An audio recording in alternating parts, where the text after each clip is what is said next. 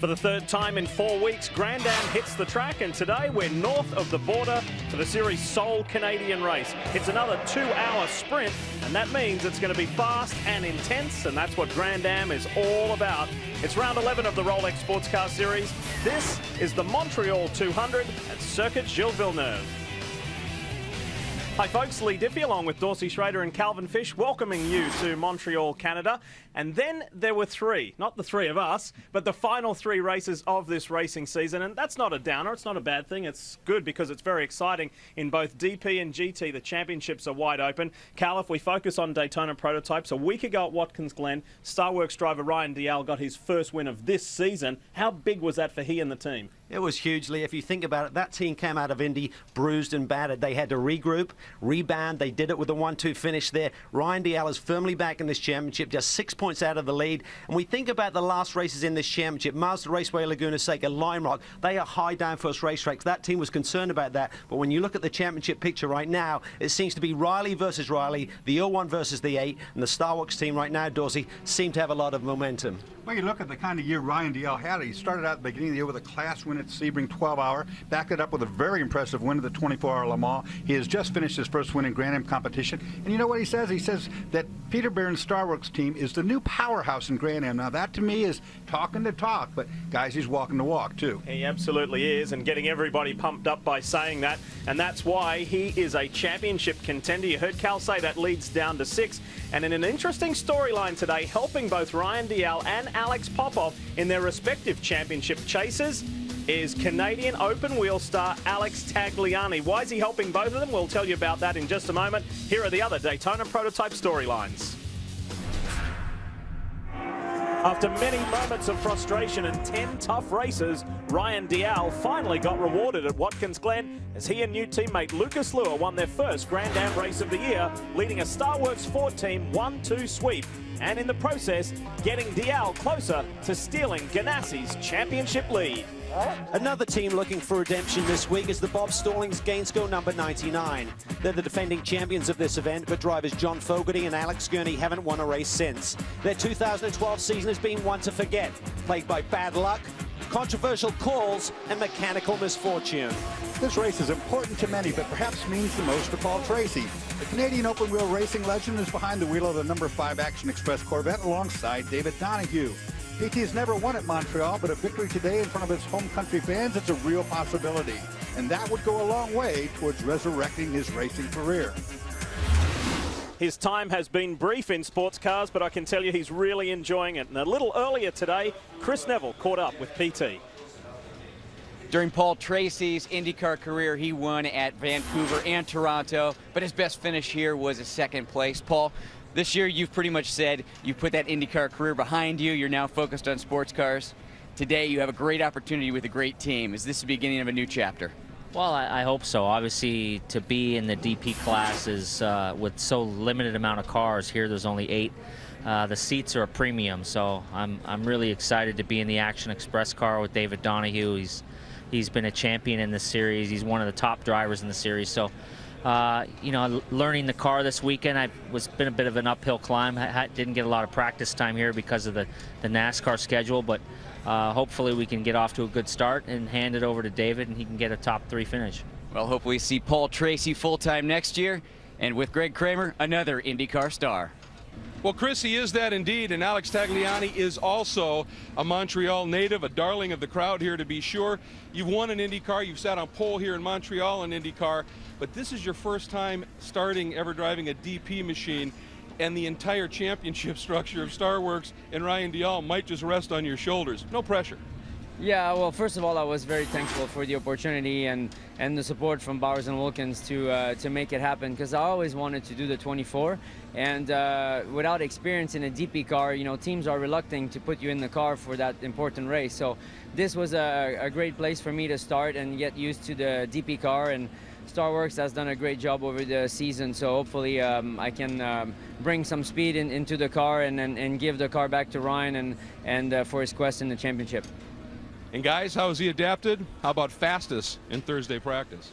Yeah, thanks, Greg. He took no time in adapting to that Star Wars Ford. Here are some important numbers on these Canadian superstars. By the way, they're not the only Canadians in this race today. There are 6 in total, which gives the crowd really something to follow and cheer about. But Cal, some pretty impressive numbers up there. Amazing numbers as you look at that. Combined over 450 starts between the two of them. But I think most impressively, they both have an amazing passion for racing. And it's great to have them in the field. Second car in shot there is the very familiar Telmex BMW Rally for Chip Ganassi Racing with Felix Sabates. Memo Rojas, the 3-time champion behind the wheel, really did an outstanding job in qualifying, chasing down John Fogarty yesterday, bringing that margin that Fogarty had from nearly half a second down to quite a close time. This has been a track that kind of bugged them, to be honest. A win eluded them until their 4th visit here, which was just a couple of years ago in 2010. Will they be a contender again today? Yes, they will, starting on the front row. We'll see how they perform. And what about this? The Red Dragon, the 99 for Bob Stallings Gainsco Auto Insurance Team on the pole, and we'll tell you some more important stats about John Fogarty and his amazing pole-setting record. We'll talk more about that in just a moment. We need to take a break. We're going to talk GT on the other side of this commercial break and celebrate being here at Circuit Gilles Villeneuve, the circuit that was named after the man and has had 33 Formula One Grand Prix here. It's famous for that, but in more recent years, NASCAR nationwide and the Grand Am Rolex Sports Car Series. See you in a moment. What a beautiful day here in Quebec to go racing. We told you we're north of the border here in Montreal, Canada.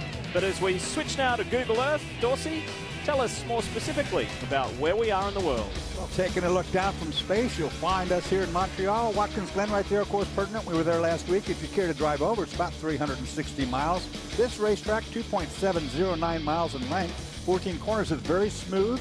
Much history here. Long straightaway gives you 176 miles per hour, and there are 2 first gear corners, so very tight and very fast. We told you right at the top of the show, both class championships are wide open. Let's have a look at the GT points, because this lead for Asentado and Siegel, Cal, was trimmed a week ago at Watkins Glen from 26 to 16. Yeah, problems for the 69 at the Glen, and Paul Dallalana took advantage. Now only 16 points out. The 94 car is the hottest team in GT right now. 2 wins, 2 second places in the last 5 races. What are the GT storylines? Let's find out. A first turn, first lap incident at Watkins Glen involving the top 2 GT teams had a big impact on the points. Instigator Emil Asentado and his Ferrari were able to complete the race in 7th, but not as fortunate. The Stevenson 57 Camaro and later the 70 Speed Source Mazda, both teams would wind up at the bottom of the results sheets in 12th and 14th. The Turner Motorsports BMW, driven by Canadian Paul Dallalana and Bill Aublin, was victorious for the 2nd time this season. The win moved Dallalana up to 2nd in the points, 16 behind the Asentado Siegel Ferrari. And finally, there were 2 major incidents involved contact between DP and GT cars at the Glen. Patrick Dempsey's Mazda, driven by Joe Foster, was totaled after being forced off the road by Darren Law. And then late in the race, David Donahue tried to make a move on Scott Pruitt, but didn't see Patrick Lindsay's number 73 Porsche sending it hard into the Armco. Both Lindsay and Foster were okay, but the same couldn't be said for their machine. And unfortunately for the number 73 Horton Motorsports team, who've been so impressive in their sophomore season here, damage too extensive to repair, they're not here. Damage also too much for the Dempsey number 40 team to be able to repair, but they were able to lean on a team they've used in these circumstances before after last year's huge shunt at Road America, Jack Smith's Yellow Dragon Motorsports team based in the Northeast. This Wednesday, the transporters met in Virginia for a midweek swap of cars. The team had already refreshed the car after it last ran at Daytona. They put the Dempsey wrap on it, and they're here to run. Now, the car's a little older with a little older suspension, set up different offsets and the like. Doesn't have quite the pace they're used to, but for the team, the important thing is they're here. Now, let's check in with Chris Neville on the other side of the good news, bad news pendulum in GT. Well, Greg, Canadian Paul Dallalana now 2nd in this championship, and prior to Watkins Glen, he really needed the stars to align. Well, with that win, they did. Now just 16 points back, and typically he shares that car with Billy Oberlin. However, this weekend they've got super sub Billy Johnson. Talking with team owner Will Turner, said he doesn't think that that's going to upset the balance with the team at all, because this is Billy Johnson's 5th time running that car this year. Now, our GT Championship leaders, Emil Asentado and Jeff Siegel, that team has been the picture of consistency in 2012. 3 wins, 6 podiums, only 2 finishes outside of the top 5, and one of those was last weekend. Talking with driver Jeff Siegel earlier today, he said after last weekend, now it's time to get refocused. They have 3 to go to close out this championship, and this is their championship to lose. Can a win today swing that momentum back in their way to close out the 2012 season? Lee? Thanks, Chris. A team that desperately needs a win is this one right here, the 57 Stevenson Motorsports team. They have won more than any other team here at Circuit Gilles Villeneuve. They're the only team in Grand Am to win in 3 different countries in the same year. Mexico, the United States, and of course here in Canada. They got that first win, and that occurred in 2008. And they had a very tough time, as we just showed you, at Watkins Glen. John Edwards gave the team something to smile about with yet another pole this season. Well done. And Daytona Prototypes, John Fogarty, there is nobody even close to this Californian as far as series pole positions. Yesterday was his 23rd career pole. Nobody's even close. Well done, and that gives them the best possible opportunity to perhaps get their first win of this 2012 season. We'll go racing when we come back. Welcome back to Speed's coverage of round 11 of the Grand Am Rolex Sports Car Series. Here it's the Montreal 200 at Circuit Gilles Villeneuve. Subaru starting grid is rolling in at the top of your screen. You can see where your favorite driver is starting. And we're going to bring you these onboard views from today. Top left is Paul Tracy in the Action Express number 5 Corvette, partnering with David Donahue. Max the Axe to the right there in number 10, the Starport SunTrust Corvette, and then a couple of GT cars at the bottom. The championship leader 69, Emil Asentado on the right, and then the 40 machine there, starting a little further back with Canadian Scott Maxwell in the field. Cal, tell us about the Continental Tire keys to this race. Starworks tag teaming, local favourite Alex Tagliani will be driving 2 cars here today. First the number 8, then switching to the number 2. A lot of weight on his shoulders. Big horsepower works here, long straightaways, but you need to trim the car together. To have good braking, you need downforce. There's a real compromise, and also beware of pit lane. It may look a long way, but you shortcut the racetrack a little bit. You'll only lose 20 seconds by visiting pit lane plus your service. Endorse, it is a beautiful day to go racing. Boy, isn't it though? I mean, absolutely beautiful sunny day, nice and cool. Horsepower making day for those engines. We're going to see them unleashed in just a moment. What's this man got for us? What has PT Paul Tracy got for us? What about Alex Tagliani? Don't forget about Tag. He's starting on the 2nd row alongside Angelelli in the white number 8. That's who you got to look for. DP's up first. GT's are next. Ready to go racing. And look at that, John Fogarty. He knows where he wants to go in the Red Dragon. We're racing in Montreal. Look at Tagliani down the inside, but Rojas takes that track position back. Look for Angelo. Oh, goes the Valiente goes around. Did he get tagged there? He did by the 5 after the back. Damaged. Pop. That's the 5 car just squeaking through there. That is Paul Tracy. And the bad luck continues for Spirit of Daytona. Boy, have they had a tough run. How badly damaged is that number 90 Spirit of Daytona machine? We will find out. Meanwhile, Tagliani, he's looking to move up to 2nd place. Remember, he is carrying as Rojas gets loose. He did get loose in the middle of that chicane. That's going to allow Tag to have a bit of a run on him here. Remember, that Ford has really good straightaway speed here. They got the cars trimmed out. Fogarty got loose there too. I think it might have been a little bit of oil in that corner, and he just got faster hands and got it straightened out quicker. Well, you can see the dust trail there where they put the oil right down. These guys are really struggling for grip. There was a cast car race here about an hour ago where there's a lot of oil dropped down. These guys have got to deal with that until it gets cleaned off. Keep in mind, these guys have not had a warm-up session this morning. They just had the siding laps. That's it. So this is a tough way to go racing with the track in the condition that it is. When they're not getting power down, Cal, they're spinning tires coming off these corners. There's not a lot of grip on this racetrack yet. Perfect start for our pole sitter, John Fogarty. He's fast on the overall lap time, but he's really quick through the first sector, which is basically from the start-finish line through turn 6. That's where he has the speed, and that was really the key. So we don't have the straightaway speed, but if I have track position, I've got the advantage in the first third of the racetrack. You got to be so careful on this outlap. You've got cold tires, the ride height's not up yet, and like you just said, there was a race before that dumped a lot of oil. This racetrack is far from being in perfect condition. Let's take you back and show you the turn 1 incident. You're going to keep your eye on the blue, all blue number 90 Corvette with Michael Valiente behind the wheel. Here he comes into the braking zone. Gets tagged by the 9 car. He did. And then the 5 gets into it real hard on the right front corner. Both Action Express cars involved. Darren Law turned Michael around, then Tracy was involved as well. Watch this. Just a big stack up there. There's nowhere to go. Oh, that was a big hit for PT. Be surprised if that right front suspension didn't take some damage, which will affect the handling at least. In GT, up front, the 57 and pole sitter, John Edwards over Andrew Davis, who has a remarkable record here at this racetrack. Then Boris said, then Sylvain Tremblay and Wayne Nonamaker, the top 5. But it's pretty comfortable at the moment. There's no one challenging Edwards. No, he's looking really comfortable. A great pole position here yesterday. Boris said had put that number 31 car that we currently see third in picture on the pole for the last 2 years. That team lost the practice session, which was valuable racetrack time here. So they're a bit behind the 8 ball going into qualifying. Edwards took advantage and put that Camaro on the pole. Chris, tell us more about Spirit of Daytona.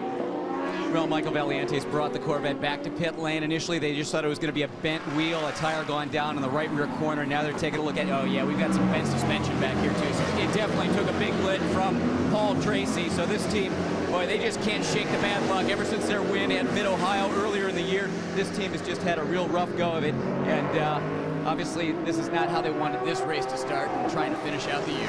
Big disappointment, Chris, for the 2 Canadians. Paul Tracy really looked at this race as an audition for a full-time ride next year. Same thing for Michael Valiante. He won at Mid-Ohio with Richard Westbrook. He returns to that team, was looking to put on a great show, and he's out early.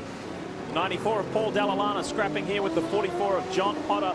Remember, Cal said it earlier, this 94 BMW and this Turner Motorsport team are the hottest team in GT right now as far as their run over the last 5, actually the last 9 races. They've had an amazing run and a couple of wins, podiums there. They're really on a stretch. And so too, we should mention the 59 Brumos boys. They've had back-to-back podiums, so a couple of teams to keep your eye on today. Yeah, they've been consistent all season long. They got a little bit of a weight break on that BMW before Mid-Ohio, got immediate results, and they are really charging through. Billy Aublin isn't here this weekend, as Chris mentioned, but Billy Johnson has certainly got a lot of seat time in this car over the last couple of years. He'll be a very good stand-in. You got to give a lot of kudos to Paul Dalla, who's done such a great job from just a year ago, Calvin, where he had a lot of trouble in this race, no doubt about it. He is really doing so much better this year. He's not making the mistakes he made, and he's got enough speed to keep that car up front. So we're up and running, and John Potter doesn't want to sit behind for too long. He wants to try and make a move up there into that hairpin. Meanwhile, up front, John Fogarty's lead has been eaten into by Momo Rojas. Alex Tagliani maintains third, ahead of Max Angelelli and Darren Law, Paul Tracy. We'll give you an update on PT when we come back. Circuit named after this man here, where he achieved his very first of 6 Formula One Grand Prix. And recently, on May 8th, which was the 30th anniversary of Gilles Villeneuve's passing, his son, Jacques Villeneuve, who incidentally is racing here today in the NASCAR Nationwide Series, well, he got to go to Fiorano in Italy and drive his father's car, the Ferrari 312 T4. World Championship leader and dual F1 World Champion Fernando Alonso was on hand to watch JV drive his dad's car. And you can only imagine what a wonderful experience that must have been. Just fantastic. So cool to see that car run again. I'm sure JV was very excited. And I know Gilles was certainly an idol of mine and many in this motorsports world. You saw the statue there of Gilles Villeneuve. Incidentally, that's just about 30 kilometers away from where we are right here. Now hearing there's going to be a stop-and-go penalty for Darren Law for turning Valiante around in turn 1 there at the initial start. Stop-and-go plus 15. They should still be able to keep him on the lead lap, but there's going to be a big hole they've got to dig their way out of. Hearing reports, here it is. The 94 is in pit lane. Did something happen to Paul Dalla? During that break, we did see him shortcut the chicane at Champions War there.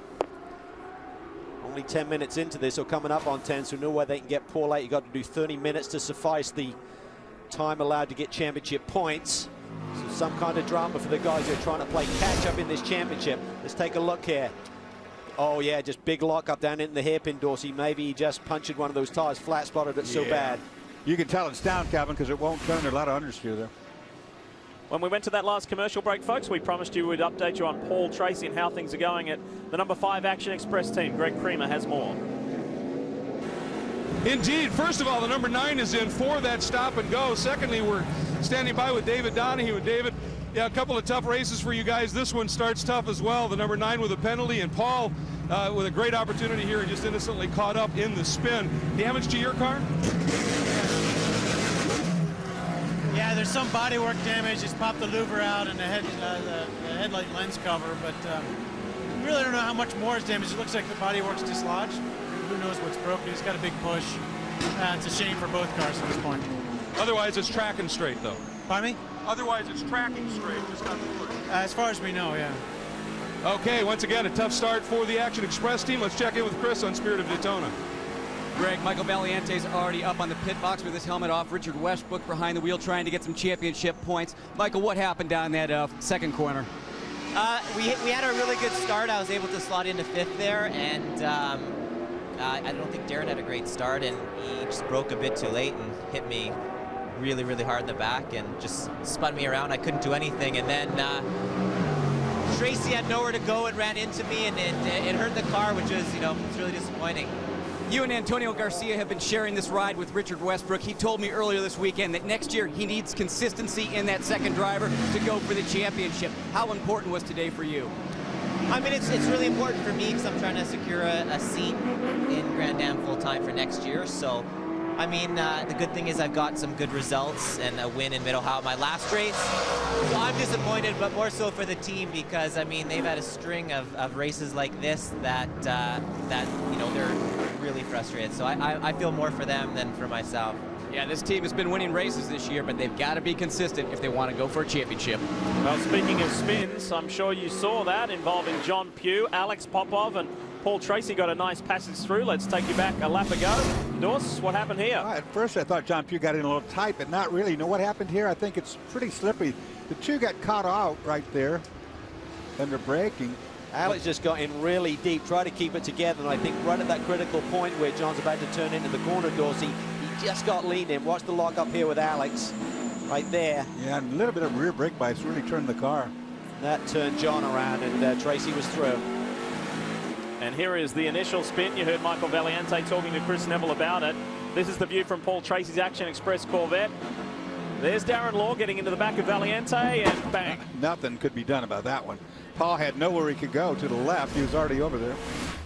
We're under yellow for the very first time. First full course caution here at Circuit Gilles Villeneuve. And the extent of that contact, Cal, and maybe it sounded worse than what it was, but for this guy, Paul Tracy, still to be driving and racing and improving his positions is testimony to the resilience of the build of that car. Yeah, he's digging deep. He'll be disappointed, but right now he's running in 5th. But there may be some strategy calls here. Remember, some of these drivers in the race today are not in the championship for points. They may pull them out early. So, courtesy of that spin, Paul Tracy finds himself car number 5 in position number 5 behind this man here, Max the Axe. We'll be back. The yellow here at Montreal. That gives us the opportunity to come up with some Grand Am news and notes. Here we see the boys are pulling double duty today. Curran, Johnson, Tagliani, and Chip Ganassi Racing looking for win number 150 across the whole board, all different series. Could happen today. Momo was running good. Chris, take it away. Well, our Daytona prototype leaders are in. The 01. Oh, man, I thought that was going to be some contact here. The 01 almost getting out in front of the 99, but John Fogerty keeping it off the 01 just as he was leaving the pit box. Really exciting stuff down here.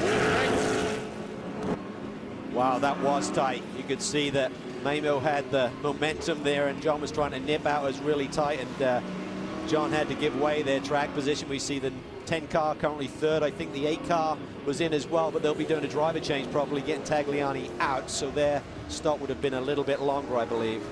That was pretty competitive leaving pit lane there. Everybody wanted There he is. There's Tag.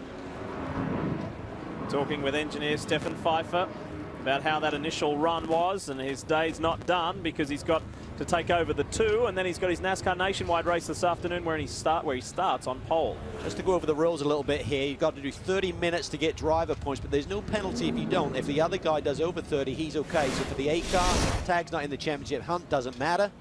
Here we're seeing a replay here between the, that was really tight. Oh, he hit the tire. He hit him. Knocked What out a the day tire. for the Action Express boys. Darren Law in the wars here today.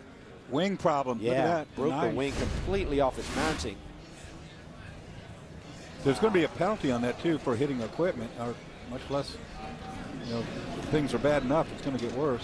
New front body clip for the 5 for the car driven by Paul Tracy. This is cool because they could have taken Paul out right now, but I think because the car's a little bit damaged, let's give Paul some more seat time, get him adjusted to DPs, one of the current generation. He's done a handful of races this year in Kevin Doran's car, which is a Gen 2 car. First opportunity in a current machine, and he'd been looking forward to this. Pretty amazing that that damage was cosmetic. It appears to have been just cosmetic, no chassis. We've been talking a lot about the Canadians. How about Tag? How did he go, Greg? Well, let's find out. Alex, first of all, how'd the opening stint go in the 8 car? And you got the kit still on. You must be getting into the 2 pretty quick. Yeah, the number 8 Powers & Wilkins car was really good. I mean, the Star Wars team did a fantastic job.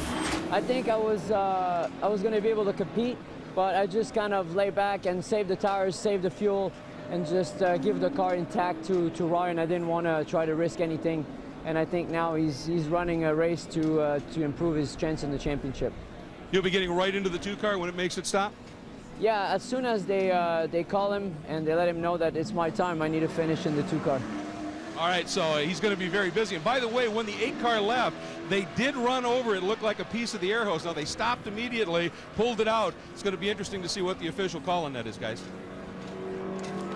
That could be big. The reason that the 2 car's not pitting is because Alex Popov does want points today, so he has to get past the 30-minute mark, which means you'll see 1:30 or less at the top of the screen. Just a sprinkling of GT cars coming to pit lane, and the 9 is back in, minus its rear wing. What a day for Action Express. Now, things have taken a fortunate swing for the 5, but not so for the 9. Well, there's a wing laying out on the racetrack somewhere, so you know what that means. You're going to have to go get that. It's too big a piece.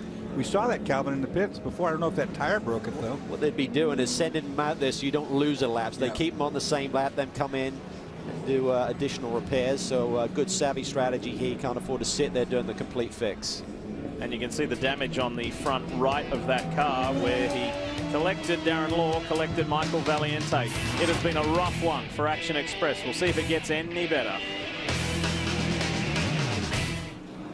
Back just in time to catch the green in the Montreal 200, the restart after our first full course caution. Terrific pit work on pit road by the Ganassi squad, getting Memo Rojas out ahead of John Fogarty and the Bob Stallings Gainsco Red Dragon.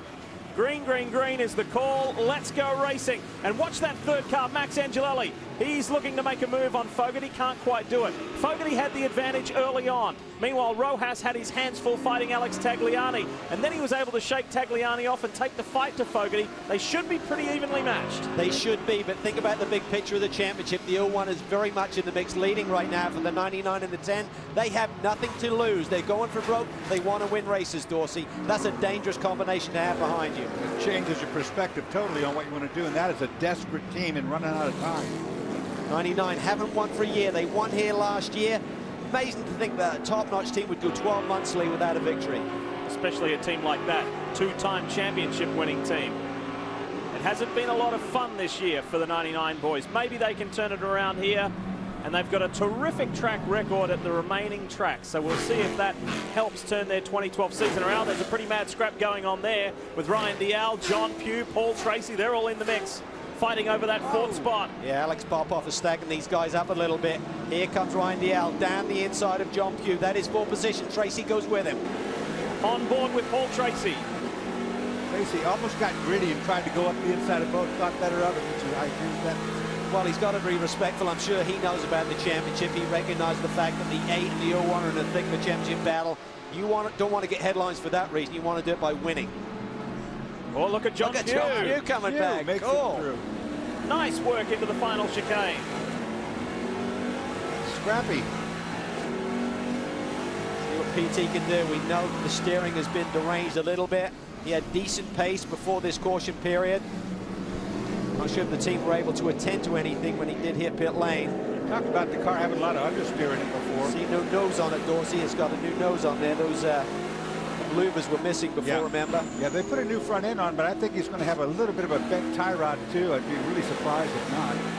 He's got a message passed on. The 40 Dempsey Racing Mazda with Scott Maxwell driving will receive a stop and go for jumping the restart. Jumping the restart for the Dempsey car. Positions remain as is up front. Rojas, Fogarty on board with Angelelli. This is a team that lost a lot of track time as well here. On Thursday, they had the foot box basically delaminate the part of the chassis that holds the pedals in position. Ricky Taylor went to the brakes down in turn 1 after a pit stop. Basically, the whole pedal structure moved forward. They had to reconnect the whole plate there in the bottom, Dorsey, which was quite scary. But the most important thing is you lose valuable track time. So going into qualifying yesterday, Max really wasn't sure what he had underneath him. You know, it's kind of funny because Ricky Taylor and watching the film was talking about having a weird little brake issue, having rear brakes come on a little bit too much. Couldn't figure out what it was. It was that delamination. It was just getting worse. Only did 10 laps on Thursday total, but came out very quickly on Friday. And you were watching there, Paul Tracy returned the favour on John Pugh in that Mike Shank Ford. So John's now back behind, but that was a nice move a lap ago right here. Really established himself with a lot of speed this year. Yes, he's a Pro-Am driver, but boy, he really gets the job done. Led by Oz Negri, he's really a great teammate and mentor for John to really learn the ropes in these Daytona prototypes, and he's been doing a brilliant job this year. You know, yesterday in qualifying, this man here, John Pugh, went a full second faster than what he went here last year. Always on the improve. This might show us a little bit about how that pass occurred, how Paul got it back. Heading up to the turn 10 hairpin, Dorse. Paul Tracy riding the board. He's a little inside. Get out of my way. Oh, a little hip check. That's the Paul Tracy we remember. Using the chrome horn. Remember me? I'm back. You might say, I like these sports cars. I can do a bit more of this than what I could in an open wheel car. 1, 2, 3. And the three big teams as we talk about it in Grand Am. However, Ryan Dial had something to say about that, as Dorsey mentioned earlier in the show, naming Starworks as the new powerhouse team. We'll see what Dial can do. At the moment, he's just under 4 seconds behind these guys. You know, Chris, Max Angelelli's won a couple of times here with 2 different drivers. He'd sure like Ricky Taylor to be the 3rd different co-driver to go to victory lane. Yeah, Lee, and you were talking about the 99 really needing to win. The 10 car, they've built some momentum in the last couple races, a 3rd and a 4th. But, Ricky, you guys really want to get back in the win column. How much pressure is that before this season's over? Oh, for sure. I mean, it's such a strong team, and we're not winning races. I mean, it doesn't really make sense. But, I mean, the competition has been so strong recently. And we've kind of gotten a bit of momentum back, as you said. So we'll keep fighting hard, and we're looking quite good right now. So. And, you know, guys, you might want to take a look at something on that replay of the 10, the 99, and the 01 in pit lane. Wayne Taylor saying that the 99 didn't blend properly. So you might want to take a look at the replay and see what you guys think. Greg? Well, Chris, from the top 3 battle in Daytona prototype to the lead in GT, currently held by the number 57 Stevenson Motorsports team. And Robin Liddell, after what happened at the Glen, obviously, the points has changed dramatically for you guys. All you can do at this point is win, and you've come to a track where you excel at that. Yeah, I mean, obviously, we've always gone well here at this track. We've had 3 wins and a 3rd in four times out. But, yeah, very disappointing with the point situation in the last 2 events. One which was down to me at Indy, and then the unfortunate incident at the Glen on the first turn. I mean, obviously, we're always looking to win races. We're never really in a consolidation mode, but certainly more now than ever, we just want to get some wins under our belt. I mean, still with 3 events to go, anything can happen points-wise, but we're not thinking about the championship at this point in time. We just want to get out there and try and win some races. The car's been going well around here. Obviously, the Stevenson Chevy Camaro running well here at Montreal again. And, you know, we're good through the chicanes over the curbs, we're good in the brake zones, but we're lacking a few miles an hour top speed to some of the other cars. So we, you know, at the end of the day, it's going to be a tough fight out there because obviously most of the overtaking opportunities are following those long straights. So we'll see what can happen. Obviously, we hope to get a good result and finish on the podium. So the best thing they can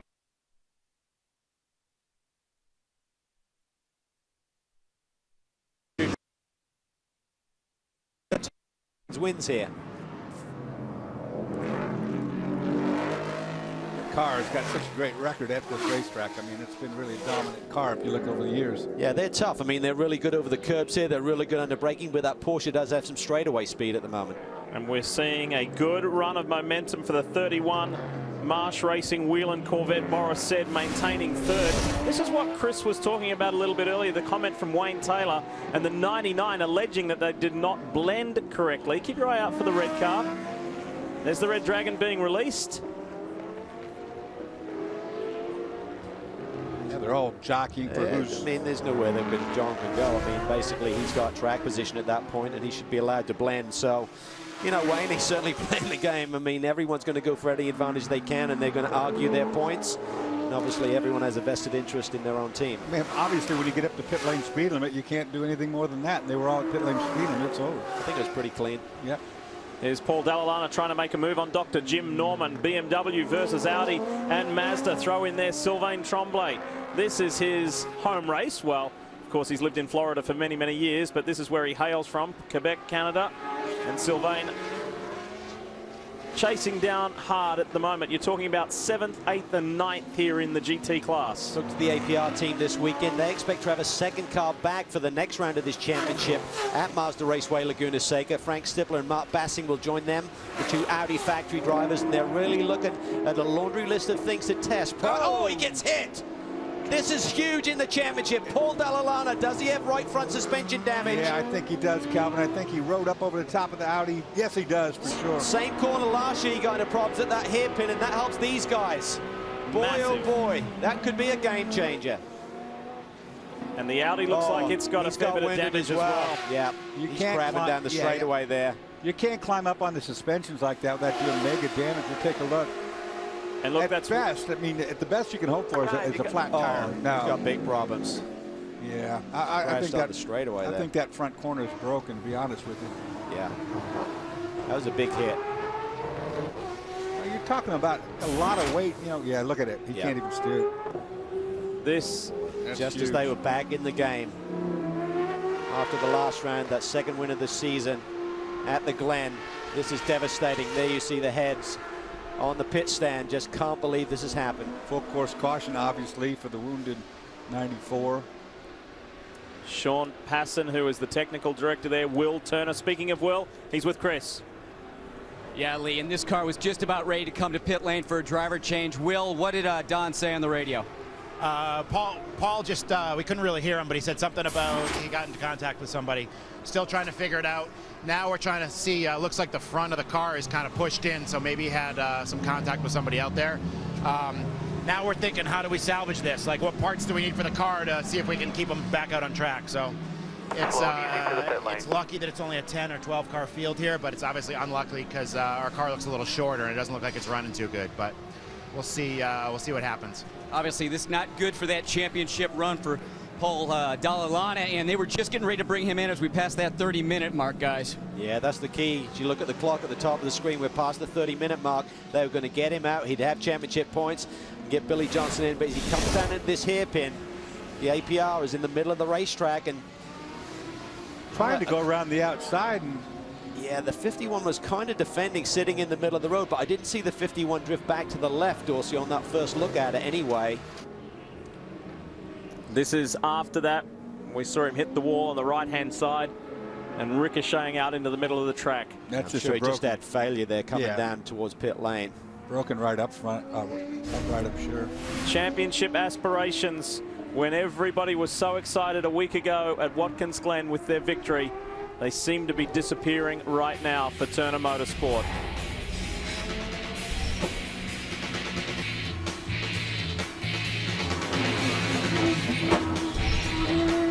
We welcome you back to Circuit Gilles Villeneuve. We're under caution for the second time, and this is the reason why. Jim Norman in the middle of the track and Paul Dalla. We've been analysing this during the break. Boys, what's your assessment? Well, it looked like the 51 just did jink just marginally, and that could have been enough. I mean, Paul was down there. I don't think he's looking for an outside move, but certainly had that position, nowhere to go. The 94 BMW's finally been rescued on the flatbed truck and taken back to the paddock area now. We have got pit stops happening and important ones. Chris? Yeah, all the DP leaders are in. The 01, the 10, the 99, all going to do driver changes. The 8 car, they've already done theirs. They should have a quicker stop. Tim Keane on the 01 initially was saying they were not going to give up the track position and bring the car to pit lane, but the length of this caution, they finally changed that mind just in the last minute. Greg? A little bit further to pit out, the number 60 Mike Shank Racing entry is in, doing their change. John Pugh doing exactly what he said he had to do. This track is a track he doesn't particularly feel comfortable on because the car is a little bit too loose in the transitions for his liking. He said, I just want to survive it. Turn over a clean car to Oz Negri. Oz is now behind the wheel and ready to go, and the rest of the field has made their way by. No close calls this time, everything clean.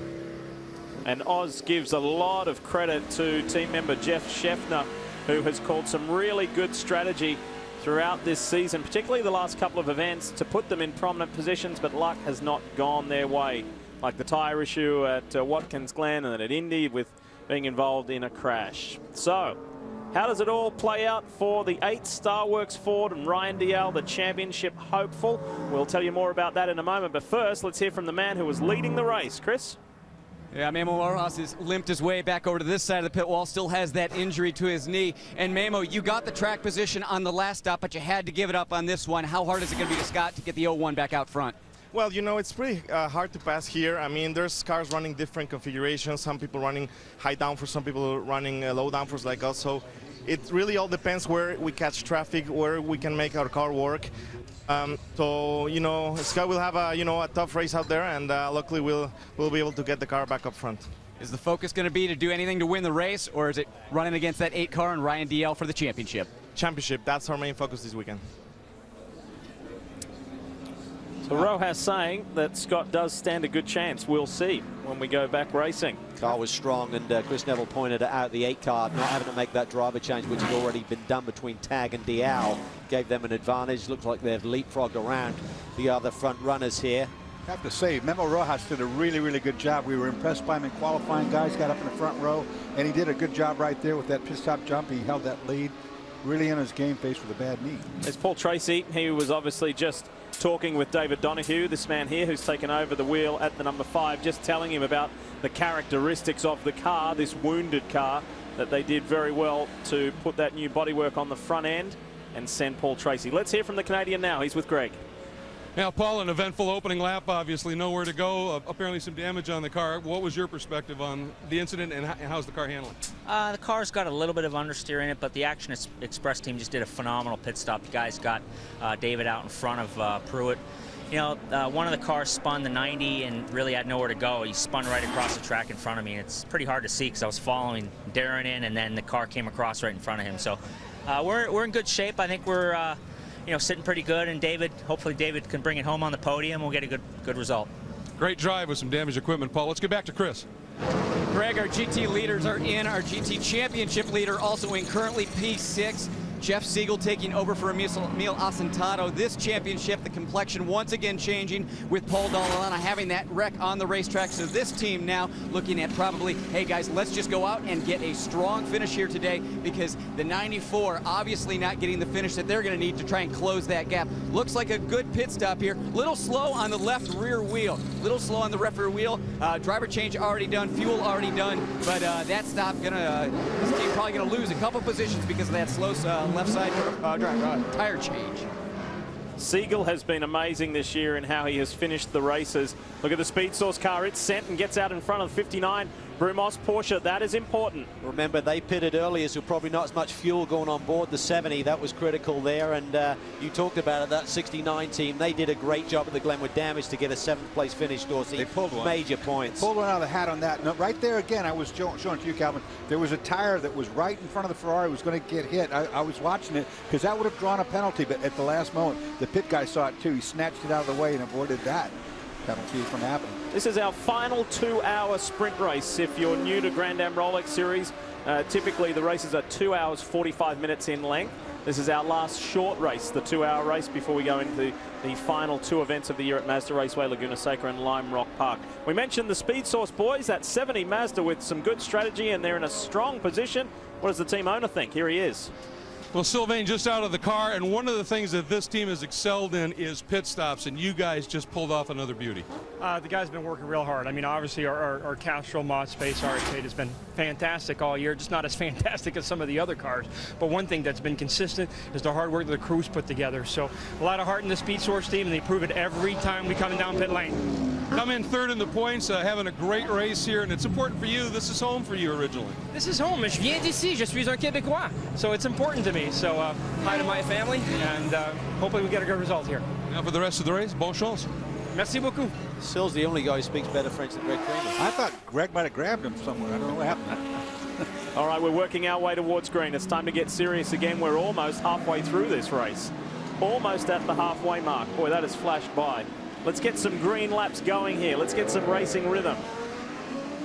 we can update you on Paul Dalla. He did spend a little bit of time at Infield Medical. He has been checked and released. That's not going to help him feel any better about the championship because they were on a roll. Paul Tracy pointed out what a brilliant pit stop by the number 5 team. They had to do a driver change like everyone else bar the 8. Yet they leapfrogged around the 10, the 99, and the 01. Great job by those boys. Talking about the car having a little bit of understeer in it, and like I said, that was a wallop on the front end. Probably just bent the tire out a little bit, not enough to make it, you know, where they have to fix anything, but it's just the handling's a bit off. It's a big hit. We were on board, and you could hear it. It was massive. Nothing you can do about it. Like I said, they can take the time to fix it if they wanted to, but right now the car's running good enough to give a go of it. Our most recent Rolex race winner, Ryan Dial, sees a clear track ahead aboard his Starworks Ford Riley. He says, we are now the new powerhouse team in Grand Am racing. Well, let's see it. As he gets a good start, David Donahue, then Scott Pruitt, Ricky Taylor and Alex Gurney. And how about Oz Negri? Keep an eye on that blue and white Riley. Oz wants a result for he and John Pugh, and around goes Bomarito. He got help from the 59. Brumos Porsche got into the back of him right at the apex and turned the car. Wow, after a great pit stop strategy, they made the early stop. Didn't have as much fuel to go in, leapfrogged around some cars, and he gets turned down in turn 1. That area there, Dorsey, is really tight. Everyone stacks up. It does, and you can get caught off on it. Now you got to see if you got a penalty coming for the 59 for avoidable contact. Going to be tough on Pruitt here, Lee, because that 5 car may be a little bit wounded and may not have the speed that he has. On board with Ricky Taylor looking at Pruitt. How patient will Scott be? He's got to make his move, and he's got to make it quick because the guy chasing him in the championship, this man here, is leading the race. If they finish as they sit right now, that championship lead would be just 1. Oh, boy. It's amazing this season. Look at Robin Liddell. There's just daylight behind he and the next car in GT. So it's going well for Robin. He could get his 4th victory here in Montreal. Lot to do yet. Still another hour left in this race. Ricky Taylor there struggling to get the power down. Just slipped a little bit. You can see immediately loses a car length to Pruitt. Alex Gurney in the back, too. I expect him to really put some pressure on now. The Red Dragon's really fast here, guys. Look at Pruitt to the inside. Oh, he's got him. Side by side with Donahue. Donahue didn't want to give it up. A lot of talk in the drivers' meeting this morning about being side by side and shortcutting the racetrack. Who would eventually get the position? Look at the 99 car, looking for position on Ricky Taylor. Down into that braking zone. Look at Donahue, runs it deep, really deep under brakes. Well done, David Donahue. Nice driving. He's got some fire in his belly the last couple of weekends. We're seeing a different dynamic from him right now. Guys, over the radio, Lee Keen will get a stop-and-go penalty for avoidable contact, plus 15 seconds, I should say. Stop and go. And we're going to take you back and show you exactly how it happened. Look at the Porsche and the black Mazda. Here we go. They just drilled him. I mean, there was a big scrap going on between Lee Keen and the Salen's Mazda. I think Lee just gave it an extra squirt to get ahead of Dane Cameron, and unfortunately ran into the back of Jonathan Bomarito. Yeah, it wasn't subtle. No, it was pretty good hit. There we see Sneaky Seagull. Sneaky Seagull sneaking through. It's quite the hit, isn't it? On the 70 Castrol Speed Source Mazda, taking Bomarito out of contention here. So penalty to Keen. Pruitt gained ground. That's a nice one. So the move on Donahue has paid off big time already. Ricky Taylor doing the chasing. Alex Gurney wanting to get by Donahue. That's going to be harder than he thinks. And Oz Negri in line. Now that second full course caution was due to a collision between Paul Dalla, championship hopeful, and Dr. Jim Norman. Chris, what's the story? Well, it was Dr. Jim Norman who was in the Audi in that contact. And Jim, what happened out there between you and the 94? Well, we had a good race going. It's one of those things where, you know, cautions breed cautions. A couple laps earlier, there was a caution and stacked everybody up. And then the BMW, you know, I feel bad for them. They're in the championship hunt, but they're a little too anxious to get to the front. I think they just outbroke themselves a little bit, ran into the back of us. Now the 51 Audi's still in the fight, but Jim told me that a rear toe link a little bit bent, so that car crabbing down the road. This team excited about having 2 cars on Laguna Seca. Back to it and back to the chase for Alex Gurney, trying to get by David Donahue. Meanwhile, up front, the top 2 in the championship and the top 2 in the race. It is on. As As we welcome you back to Montreal, Canada, time for a race recap. And yeah, there's one of the superstars of Canadian and North American motorsport, Paul Tracy, in this one for Action Express. And right at the start, Action Express were right in the thick of it. Got really messy there. Darren Law got into Michael Valiente, turned him around. Then we're on board here with Paul Tracy. You can see how tight it gets, and then nowhere to go. Clouts the right rear, breaks that on the 90 car. PT was able to continue. It was a pretty mighty effort, Dorse, wasn't it, that he kept on going? And then this with a dual spin. Stack up down here in the hairpin, and everybody a little bit too deep. A dual spin.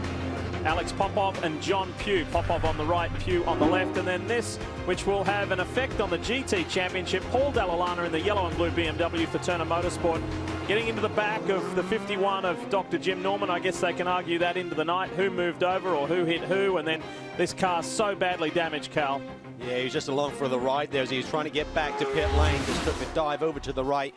More damage to the front end of the car, and it's going to be big effort there to get it back on track. Continental Tire race recap. We've had 2 full course cautions and 2 lead changes. You get the feeling we're going to get more, though, maybe more of both, as we are now getting very close to that 1 hour mark in this 2-hour time certain race. There's a really good scrap going on here in GT with Dane Cameron, Eric Curran and Andy Lally. It's a Mazda, a Corvette and a Porsche, and these guys are fighting for second place.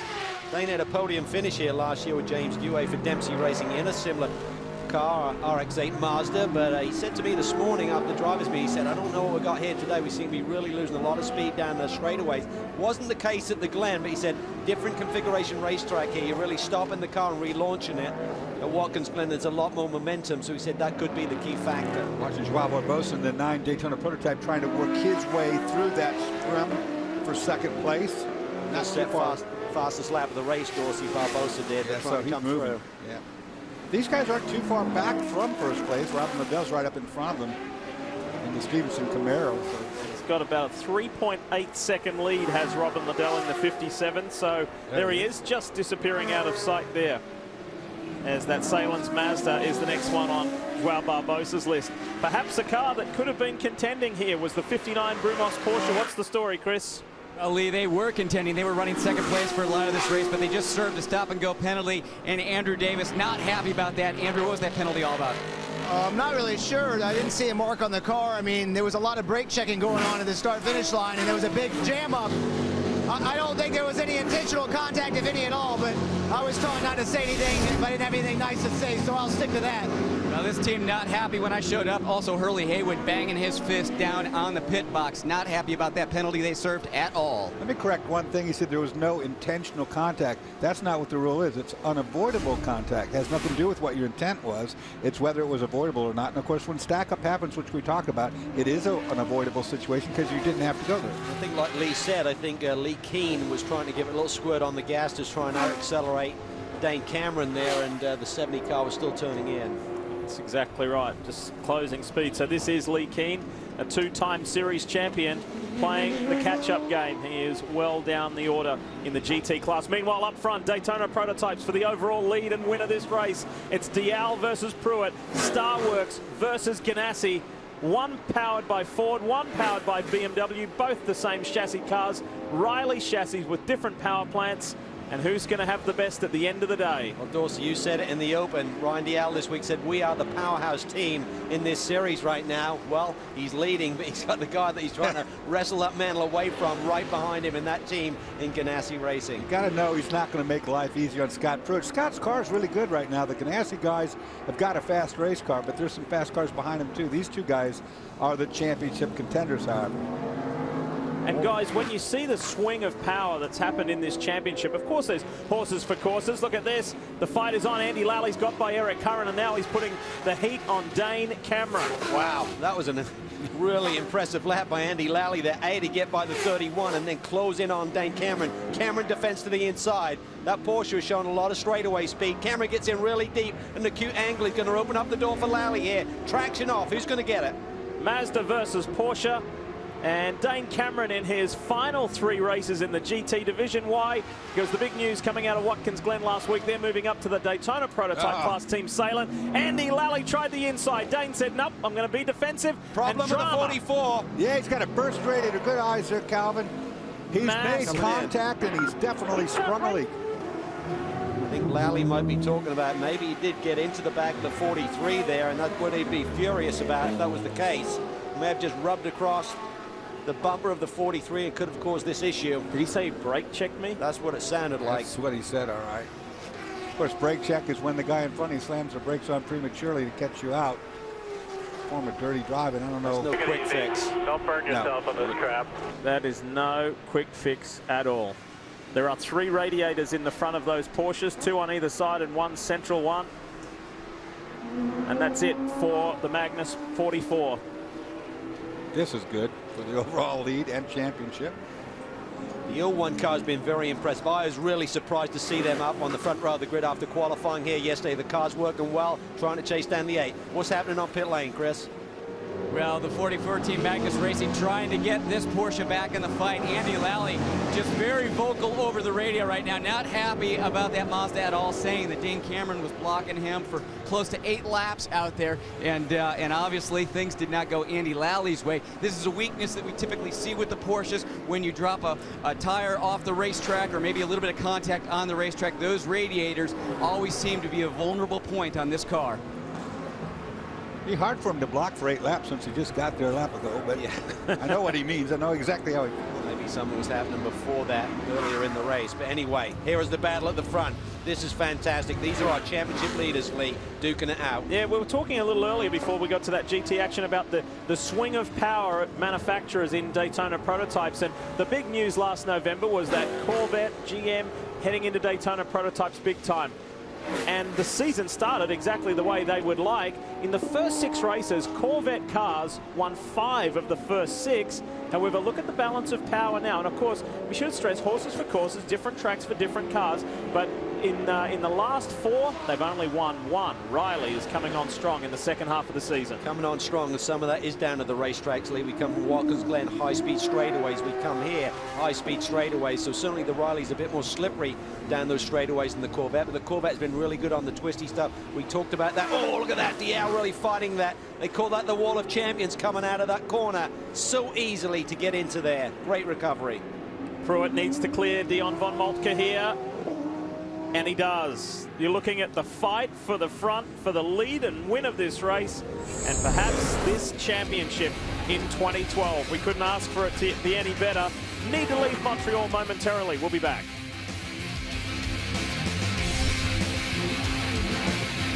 Yes, you're not seeing things. That is the Tomex BMW Riley out in front. Scott Pruitt has got by Ryan Dial during that break. And Dorsey, it was pretty straightforward. It was indeed. You know, it's back down there. We've been seeing trouble in this corner all day long. I'm talking about the hairpin. You got to reduce a lot of speed, knock a lot of speed off the car, and Ryan gets in too hot. Rear brakes lock up. He gets wide. Good save. That opens the door, and there goes Scott. Yeah, and Ryan has been complaining with that 8 machine that it doesn't have rear grip in those hairpins, in those chicanes. He drove the 2 car as well and said the cars are dramatically different. They thought they'd found the problem in a front sway bar that may have been a little bit weak and causing the front end to roll a little bit and turn the rear of the car around. But you could see there, just got in really deep, lost the rear end, and Scott was ready. Scott's been putting the pressure on really hard, trying to make a mistake, and that's exactly what did just happen. Dorsey said it was a hot spot, turn 10, the hairpin. It was perhaps a corner that Canadian Paul Dalla will want to forget about after what just happened, and it's going to hurt his GT championship chase. Let's find out from the man now. Here he is. Yeah, Paul Dalla making it back from medical. Good to see you're okay, Paul, but obviously not good to see what's happened to this GT championship. What happened with the 51 on the racetrack? Oh yeah, a little bit frustrating end to the day for sure, but we were having a good little go with 51s, 70 and myself, and you know, a few laps back and forth, and I tried to put it in on him in the hairpin. Thought I left him enough room, and I think he didn't see me or didn't expect that I was going to go there, so he came back on me pretty hard. It looks like it broke the suspension, and didn't find out about it until the back straight. So tough way to end. Is there any hope it's still this GT championship for you, or now is it just try and grab a couple more wins in the last 2 races? Wow, it's going to be it's always a battle, of course, but to make up plus or minus 30 points in 2 races is going to take a small miracle. But you know, last couple of weekends I've had some drama and some unexpected things, so you never know. We'll be fighting right till the end. Yeah, this team was brimming with confidence going into this race, but obviously deflated now. Back up front, Daytona Prototypes. Ricky Taylor still sits third. This is the fight for fourth. David Donahue in the 5, fending off fellow Corvette driver Alex Gurney. The Bob Stallings Red Dragon was the pole-sitting car. It ran up front early till the first round of stops, and then it's been in the thick of it ever since. But Gurney can't make any ground here on Donahue. Well, we talked to John Fogarty, his teammate, this morning about downforce levels on the car, and he said the only way we can really get advantage from this Corvette is that it's good through the corners. We need the downforce on the car to get that lap time. But the key with that, Dorsey, is you need track position. When you're coming from behind, they don't have the straightaway speed to leapfrog around race cars, and I think that's the frustration factor that Alex Gurney is dealing with right now. Look at the two guys here, Donahue and Gurney, working through traffic as they come up on it. Great names there, huh, guys? Super names and a super circuit like Circuit Gilles Villeneuve. You can see the number 90, there it is. Richard Westbrook is behind the wheel of the Spirit of Daytona Corvette, and they unfortunately are nowhere due to that first lap collision. They are last in class, and you're talking about a 2-time winner this season. Westbrook heads back to the pits, maybe for further assessment. Gurney is in. Well, I think they're just trying to shake things up a little bit. I think they might have just sneaked into their fuel window, and by being balked in traffic there, this is their only hope. They told me a fuel number was about 50 minutes. We're just underneath that, so these could be the first of the leaders to pit and get to the checkered flag. Chris? Yeah, Calvin, I think you're right. They did just sneak into that fuel window, and this team going to try and make up some track position by just doing fuel. No tires on this stop. So as soon as they get the Red Dragon filled up here, they're going to get Alex Gurney back out on the racetrack and hope that everybody else's last stop is going to be a little bit longer than this one. And the reason they're not taking tires, guys, is because it's a short fill. They didn't need a full fuel load, and they would have been waiting on tires. So there will be a gain, a delta in not taking tires. If you're doing a full fuel load, you can normally get the tires done in the same time. We've seen how important track position is. Every time somebody leapfrogs in the pits to the front, they stay in the front, guys. Good sign there for the 44. Magnus Porsche has had a front radiator replaced, and they are sent. They're on their way. That's significant there. Negri was in just 2 laps ago, and he has got in front of the 99. So if this starts to shake out a little bit, that could be key. Let's get back John to Chris. Fogarty watching the screen down here as Alex Gurney came out behind the 60. John, you guys obviously making that strategic call, no tires on the car. If you can get the track position back, can Alex keep the Red Dragon out front? Yeah, I'm a little confused right now. The 60 did take tires and somehow managed to beat us. I really am puzzled by that. But anyways, yeah, that was our objective, obviously. We were hung up there behind the 5 car and probably not using all the tires. So my set looked good when it came off, so Continentals seem to be holding in there. But it's a good start for the 99. A little bit back now and just try to move our way forward. Well, this car has been extremely fast all weekend, but Calvin, like you said, they need to be out front. They have to be out front, Chris, and it's significant, like John observed. The 60 car took tires, so Mike Schenk and the boys have really been doing some great strategy, Lee, the last couple of rounds. Indy at the Glen, they got the car to the front, but just been having some bad luck. 5 is in. This is David Donahue for the Action Express team. Remember, he was in that fight with Gurney before Gurney decided to pit. Where's he going to cycle back out, Greg? Well, they're doing tires, and they obviously that is a huge thing. The 99 did not. They're clear. They are going to come out, it looks like, right behind the number 99. So they're just trying to get something here with fresh tires. That may have been a great play. That 99 call for no tires is a good call. It's worth doing. This is a very smooth racetrack. It's not abrasive at all, and tire wear is not an issue here. So, I mean, it would have worked out right, but the 60 getting tires now and the 5 getting tires is going to be a real issue. It worked out great on the 5. It leapfrogged them around them, but it didn't work out, and bit of a head scratch there. Had it like Schenk and boys and do a tire change and get track position. Cool. Let's get you up to date with GT. Robin Liddell still leads over Dane Cameron, and that championship heartache for Paul Dall'Anna just gets worse because Jeff Siegel in the FXDD Ferrari is now up to 3rd place, the championship leader, and he's right behind Eric Curran. This happened just a few laps ago. Curran spins all by himself. Whether that was some fluid on the track, we don't know. Well, I think we've got a slippery racetrack. We document that. We've had a lot of problems. Take a look up. Oh, he dropped a wheel. Oh, he did drop a wheel just a bit. He was wide. There's some asphalt there to use, but initially it looked like he might have been in the grass just a little bit on the right side as he turned in. And Sneaky Siegel went right around there, got that position. He's dodged some bullets there today. Chris? Well, More prototype leaders are in. The SunTrust number 10 just came in. They don't want to get caught out if a caution came out right now because then they would lose that track position. But this team going fuel and tires on that stop. We're waiting on the 01. And they were able to beat the 8 out. Good work. That's huge, and look at that. The 99's now plowing down into turn 1. This is going to be tight here as these guys exit the pits. Wow, look at this. 2 positions right there, 3 positions for DL. Great work, Mike Shank and Gainsco. The fight is on, and we'll keep an eye on our race leader, Scott Pruitt, as well. It's going to be good to the end. Stay with us. You're watching Sports Cars on Speed. I want to show you a replay of the 01, the race-leading pit stop. See, they're doing fuel and tires, so that's significant with some of the teams. Saw the 99 not take tires. Tim King believes they've got enough of a gap. The key is going to be watch the refueler once that tire change is done. Going to try and time this so that the tire change. There you see the tap on the shoulder.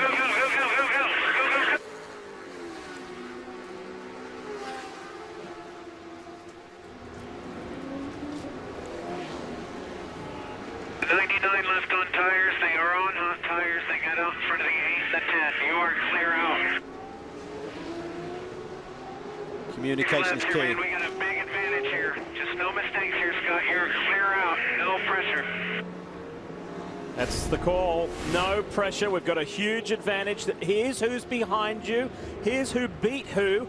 Tim Keane, team manager, painting the picture for Scott Pruitt. But most importantly there, boys, no pressure. That is so important, Dorsey. As you know, when you're out there, you need to know what's going on. 57 is in. GT leader is in and out. A great stop by the Stevenson Motorsports Group. They did tires, just enough fuel. They are on their way, didn't touch the car. Both drivers saying it's superb. Guys?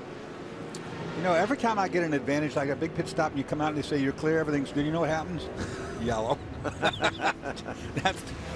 Yellow would certainly spice things up at the front because Pruitt looks to be in control, but this has been a flawless race so far for the 57 team. We talked about Liddell's record here. 3 victories here on the same circuit. Amazing stuff.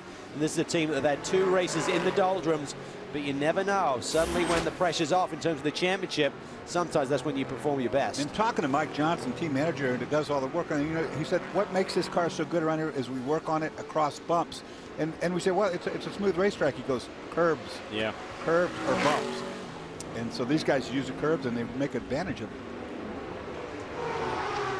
And they're also, the only problem they're fighting, guys, is they've lost complete radio contact with the drivers. Neither Mike on the wall or the driver right now, Robin Liddell, can hear the other one. So they actually had to go old school and get to the pit board on the wall and signal them to come in. Worked flawlessly. It was a great stop. Chris? Well, Greg, 4 GT leaders are in. Our championship leader in for his final stop. Jeff Siegel having a great run in this car. 3rd coming into pit lane here. Ready to just have a nice, consistent run here. Talking with Jeff earlier this week, and he said the Ferrari is just fundamentally a great car to drive. He said that's the big difference between this and the Mazda. Last year with the Mazda, it was just a very edgy car for both of us to drive. This car, very comfortable. They did it again, Calvin. I talked about it before. They left that right front tire sitting there, and he just barely missed it. You can't see that. They need to get on top of that because that's going to cost them in one of these races. Here we see the leader flashing through. He'll maintain track position on Jeff Siegel, but it's going to be really tight here between 1st and 2nd. But you're right, Dorsey, that right front keeps getting left out there. If Jeff had really cut the car hard, he would have hit that tire. And he can't see it from the driver's seat. That tire's hidden from him. So, I mean, that's a mistake being made. They got it last time. This time it was clearly there when he took off. This would be massive for these guys, not only to get a podium, but if they could sneak by the 57 to get the win. The 31 team, good service on the Corvette. Eric Curran was 4th at the time of stopping. But we'll see what happens. And of course, let's not forget the story with the Ferrari boys. It is a Canadian team, AIM Auto Sport with FXDD. Eric survived that quick spin, so obviously nothing too dramatic going on with the 31 car. And as we said, that car sat on the pole here the last couple of years, 2010 and 11. Up front, Scott Pruitt leads this race comfortably by 8 seconds over the Mike Shank Ford of Oz Negri. Let's go to the Mike Shank camp now. Mike, bit of a strategy call, obviously. You guys were the first to come in sort of out of sequence. You said you're not sure about the fuel, but you said it was your only hope. Well, I mean, we know where we're at. We're a little short right now. Austin's doing a great job. We need a yellow, but where we were was 5th or 6th, and you can't pass. So I think if we get one yellow, we're super solid, and we can do something pretty cool. Otherwise, we'd have finished 6th, and I'm not here to finish 6th. Say hi to Morgan here today, too. Thanks.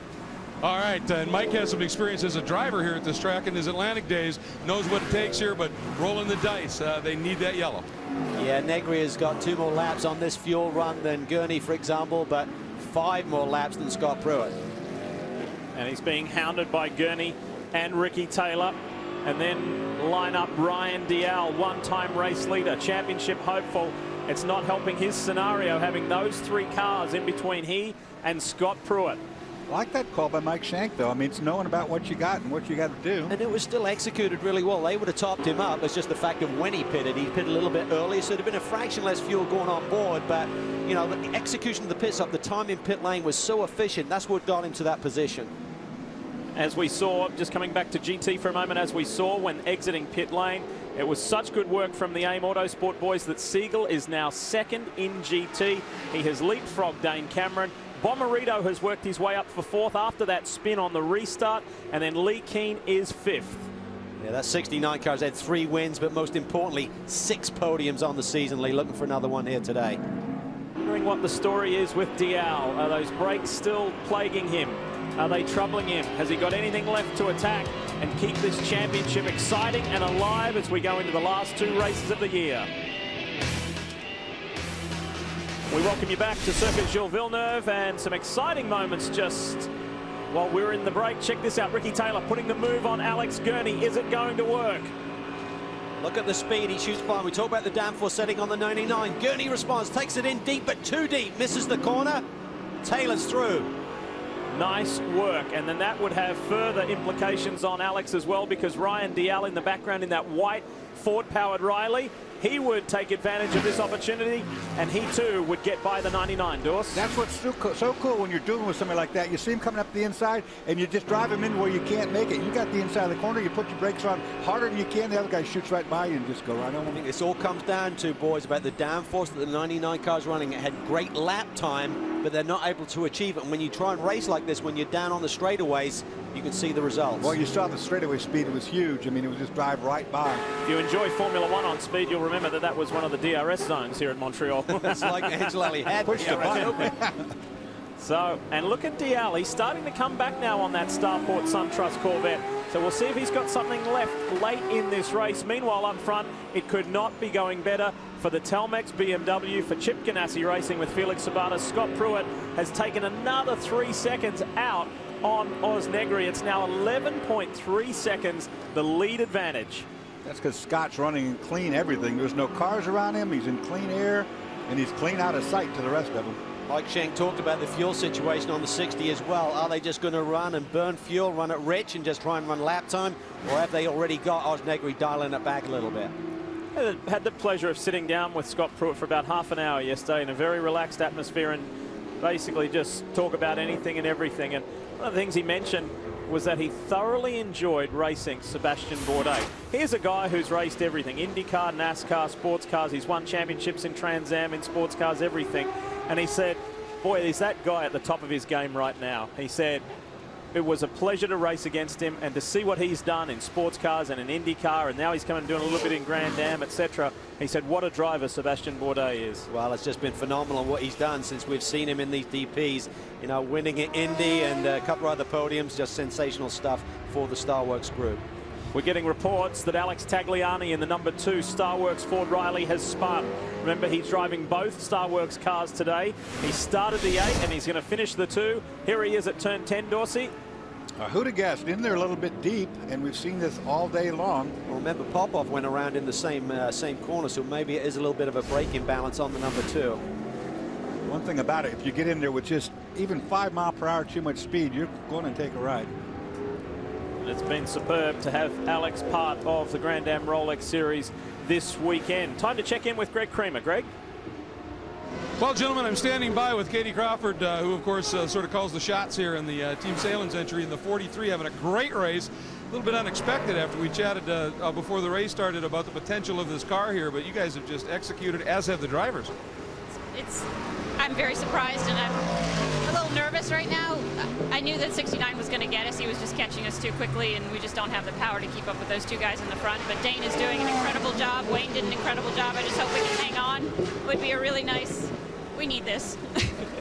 A little bit long in the tooth, these RX-8s, that part of the reason that you guys are making a big change next year. I mean, the partnership we've had with Mazda has been amazing, and I'm going to miss that. But everybody wanted to move up. For me, Daytona prototypes are old home, and of course I want to work on a prototype, so I'm really, really excited. And the guys are very excited to drive them, and I think that's going to be a good fit. I think that's where Dane needs to be too. He's incredible in these, but he's incredible in a prototype as well. Big move for the team in the future. Good luck, and good luck with the rest of the race. Thank you very much.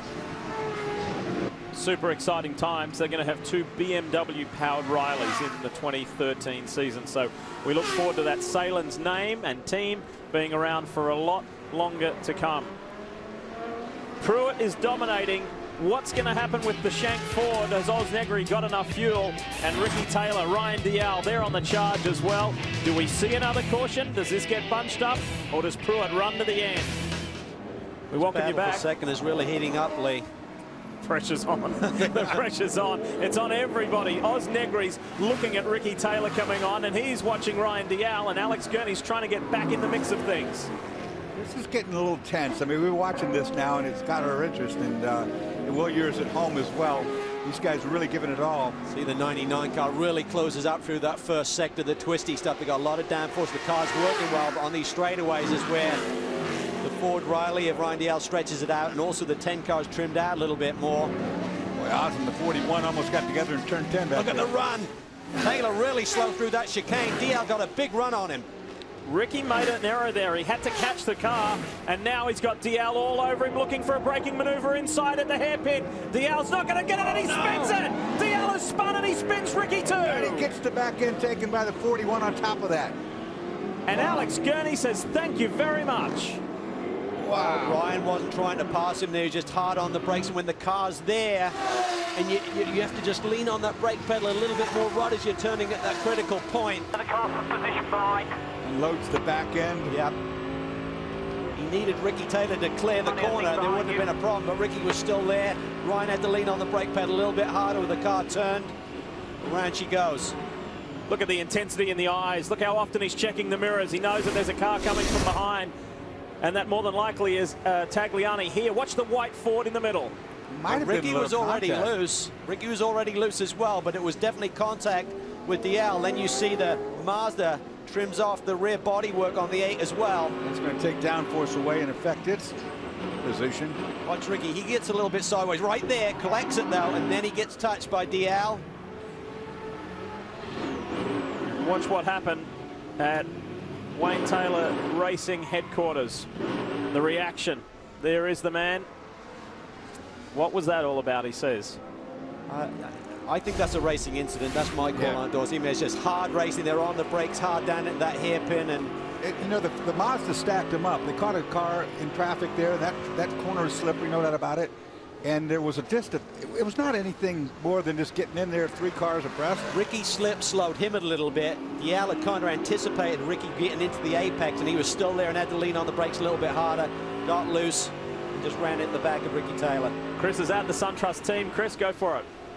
Well, Lee, I was here when this all went down, and obviously very frustrated Wayne Taylor. Wayne, you've had a chance to see all of our replays. What are your thoughts on that contact, and did Ricky say anything on the radio? No, Ricky never said anything, but I think it was pretty clear. Dial just drove into the back of him. He left his braking way too late and hit us. So what else can you say? It's very clear on TV. Obviously very frustrated down here at the SunTrust camp. They were hoping to have another strong race, try and finish out this season. Isn't it incredible? We've had both of our championship challengers in GT and now DP go out at this corner in this race. I think what you looked at there, Gurney was completely under control, and that can be the downforce factor as well, Dorsey. I mean, these guys are trimmed out, and you get into those brake zones, you don't have the downforce helping you out. That is a very good point, Calvin, because downforce helps you so much in the brake zone like that being stable. Whew.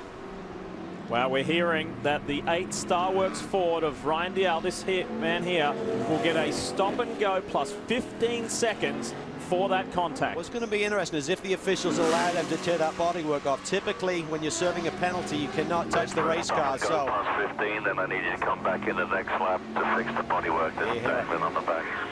Wow, what a blow. It's just a disaster. The body blow in more ways than one. You know, you wouldn't normally fix the bodywork, but they've been told that they have to fix it. And you can't do it on that stop. You can't do it on that stop, so you're going to have to come back again.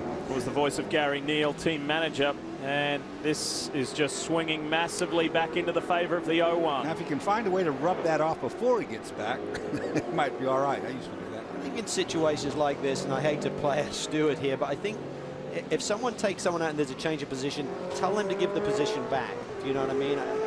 Was it avoidable? Well, DL was in deep, as Wayne said, but they're all in there deep.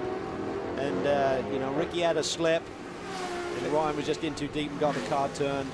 With the exception of Gurney, who got to watch it all, they were all dancing. I mean, they were all at their edge. Here he is serving his penalty, Ryan Dial, second in the Daytona Prototype Championship. Well to fix the bodywork. Stop and hold for 15 seconds.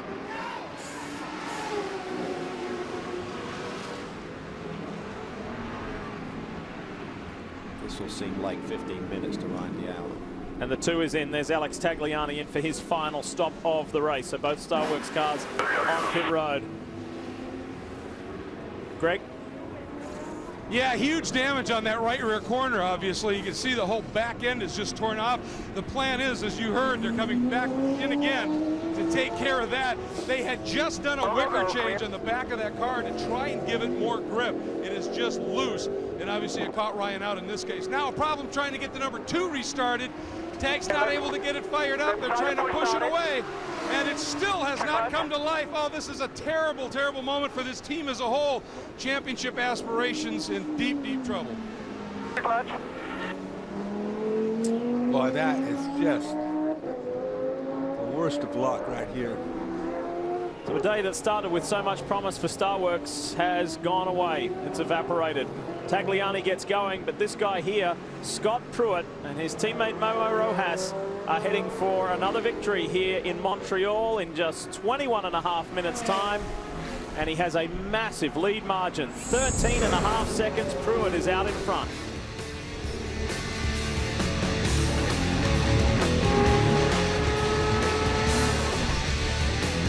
Ryan Dial on pit road for the second time in as many laps. This time, though, for the team, the Starworks team, addressing the damage at the rear of that car.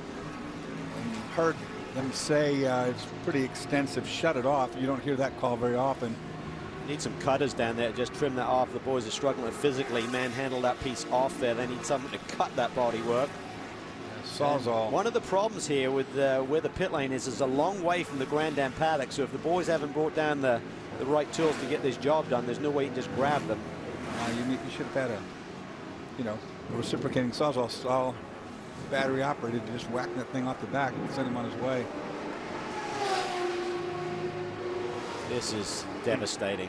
This is potential championship right here. And this is just not being prepared for the situation. Meanwhile, on the other side of the coin in GT, the championship leader in GT is having a very strong run. Emil Asentato started the car. Jeff Siegel in that FXDD Ferrari is now within 5.2 seconds of this car here, the 57. Chris, it's looking good. Yeah, and Emil Asentato is actually looking pretty relaxed down here. Emil, your co-driver Jeff Siegel's lap 2 seconds off of Robin Dell's lead. Is there time to catch him? I think we have a shot here. It's going to be tough. Catch him is one thing, pass him is another. The championship at stake here, so I don't think we're going to do anything aggressive. Watkins Glen was a wake-up call for us. We got very lucky to finish 7th, so we're going to be careful. Well, he might be able to catch the 57, but obviously Emil's saying, let's think about the championship. Yeah, let's not do anything crazy, nothing risky. We've got a good lead, and the guy who was closest to us has had a disastrous day. Paul Dall'Alana out of this race. That Turner BMW on pit road for a long time. The Turner team trying to do the best they could to get it repaired, but it has been a tough task. This is tight there. He's trying to get around the other Salins machine, the 42, currently driven by Will Nonamaker. That is not for position. Salen's car in third. The 43 of Dane Cameron's behind this pair. Going to get the Turner Motorsports BMW back out to try to salvage what they can. Finally, Jeff clears him. That cost him a lot of time. That gives Rob Liddell a big breather.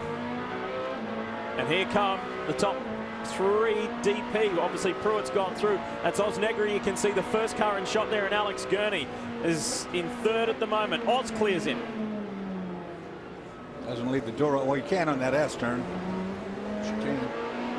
Goes to the middle of the road, allows Alex the right side of the racetrack here. You'll see the Red Dragon fly by. Well, just how badly did that time behind the Salen's 42 of Will Nonamaker did it hurt Jeff Siegel? Last time around, he was within 4.8 seconds of Robin Liddell. When they come across the line, we'll update you. I think it hurt him quite substantially.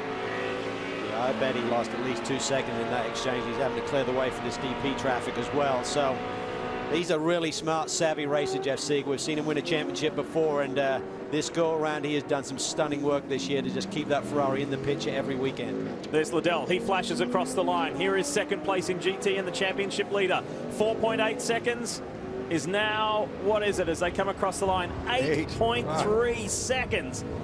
He nearly doubled the distance he was behind Robin Liddell. That hurts. It does hurt, but, you know, as Emil said, we're looking at the big picture here. There's a big day for us. There's only 2 rounds remaining coming out of this event. They're going to score a boatload of points over the 94 car, which is the closest competitor in the championship coming in. All right, we're talking a lot about championship. We have to. It's the final 2.5, 3 races now of the 2012 championship. I imagine there's a pretty ill feeling down at Star Works, Greg. Yeah, obviously they're not happy at this stage, Peter. Things were looking so good for a while there, and then the contact and the damage to the back, the problem with the 2 car getting it push started, things just not going the way you wanted. No, it all went pear-shaped pretty quickly there. You know, it's hard to tell exactly what happened with Ryan. You know, watching it on TV there, he was saying it looked like maybe the 10 car was in a little bit of a mess with the GT car, which caused Ryan had to hit the brakes a little bit sooner, you know, and caused a melee there. But it's unfortunate, you know. The 01 car's killing it today. They're having a good one. It's going to make it pretty impossible for the championship, but we're still out there fighting. Anything can happen. You pitted Ryan a little earlier, and you changed the wicker. The car was loose from the get-go, I take it. Yeah, no, we are loosened rear tires a little bit there. We made a tire pressure change and went for the wicker, and we lost a couple spots with the wicker change. We were hoping that we could get it back with a little bit quicker car and better on the tires at the end, but oh well, we're not running without a bumper. It's a tough day. Good luck at the last 2. Thanks so much. 15 minutes left in this race. And Peter Barron there saying the 01, the Ganassi boys are just having a great day today. And that is certainly the case. As we climb on board the 5 with David Donahue, he's trying to get this car on the podium. Yeah, PT kept talking about it. Maybe we can get podium here today. That is real right now. He's on the Taylor Gurney. And that would be a great accomplishment considering the start of this race. And it's Corvette versus Corvette. Does Oz Negri have enough fuel to make it to the end? That's the question that needs to be answered. Will that car, he and John Pugh, will it be on the podium today? We'll find out sooner rather than later. Which could be another championship winning season for Memo Rojas and this man here, Scott Pruitt. For Chip Ganassi, he tells his employees, his drivers, we do one thing. We go to win. We go to win championships. We go to win races. If you can't win, you finish second. If you can't win, you can't finish second, you finish third. You strive to be the best, and he doesn't want anything less. They have got this car dialed in here this weekend. I think as this season has progressed, they are really starting to get a handle on this Gen 3, this new DP for this year, the new generation Riley. They are really starting to get it figured out, Dorsey. Well, you see how good the car handles when you see Scott square these corners up. And what I'm talking about, this is like a street circuit where you don't have a lot of room on the racetrack. You have to square up these corners. What I mean by that is you enter a corner completely straight, and then you cut the car to the left or cut the car to the right. And you need to have a car that really does that well. And he's got a car that will do that for him. And that gives you to the straightaway. You get to the straightaway on the throttle faster for the next second. If you ask the crowd, they'd say they'd love to see Alex Tagliani on the podium. But you know what? If Paul Tracy happens to stand on the podium today, they'll be cheering him as well. Right, Greg? Well, they will. One of the reasons being it will be a remarkable comeback story, Paul. After the early incident, This team has not given up. You guys have driven the wheels off the thing almost literally. It looks like David's got a pretty good car underneath him. Oh, yeah, David's got the knife between his teeth now. We got shuffled back after this. A couple cars didn't take tires on the stop, so we've got fresher tires. But David's driving phenomenal. He's going to get it done. I got a good feeling. It's a tough track to pass on, so he's got his work cut out for him. And Joao has been turning some wicked quick laps in the 9. Yeah, the cars are good. We just got off to a rocky start at the beginning with that accident on the first corner, but I think David's got the measure of the 99. 99 is close on fuel because it stopped right about 45 minutes to go, and it's marginal on fuel, so we'll see what happens. All right, Paul, good luck, you guys. Obviously, after that contact, the car did not look like it was going to be a healthy bid, but it sure seems to be. And this is what Greg's talking about. We take you back to the opening lap of this race, and you're on board with Paul Tracy. His Action Express teammate Darren Law gets into the back of Michael Valiente and turns the Canadian around. And look what happens to PT. He had nowhere to go. The big hit. It was a huge hit for nothing more damage than the front end. They had to replace that whole front end, and they did that very quickly. All credit to David Donahue. He's been running lap times about 4/10 off leader Scott Pruitt, which with a damaged race car is really remarkable stuff. They got 2 hopes. Gurney doesn't have good tires, and also Negri may not have enough fuel. And fuel is a big issue also for Gurney.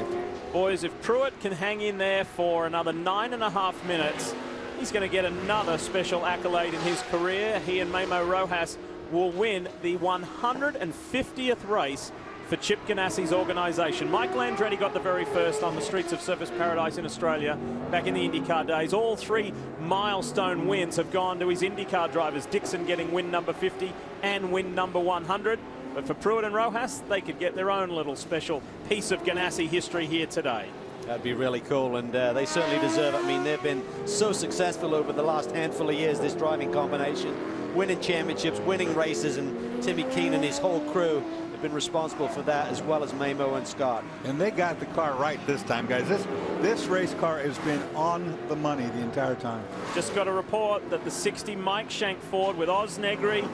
If you're a Mike Shank racing fan, you're not going to like the sound of this. Oz has just hit the reserve fuel switch. They cannot catch a break. They cannot catch a break this year. So they won the Daytona 24-hour race, the big one, but since that time in these sprint race, couple of podiums, yes, highlights, but you know, they could have been so much more of a factor in this championship with a little bit of luck and less bad luck. The gamble was worth taking. It brought him from 6th to 2nd. So if you got a caution, it might have worked. At worst comes to worst, he's going to get fuel. He's going to come out what, 6th? Exactly. Need to update you in GT. We're off to a commercial break, but it's going to get exciting on the other side. Jeff Siegel's taken 4 seconds out of Robin Liddell. The fight isn't over in GT. We'll be back. Back with you, taking you to the checkered flag here at Circuit Gilles Villeneuve.